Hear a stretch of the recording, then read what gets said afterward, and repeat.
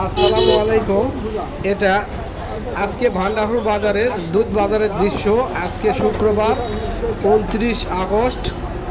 এই চাচার কাছ থেকে বিকেল 3টা থেকে 3:30টার দিকে একজন ব্যক্তি 1 লিটার দুধ নিয়ে যায়, যে বোতল থেকে ঢেলে বোতল এবং টাকা দিয়ে যাবে। এখন বাজে আনুমানিক 5:30টা। এখন পর্যন্ত চাচার কাছে দুধের বোতল কিংবা টাকা কোনোটাই ফিরে আসলো না।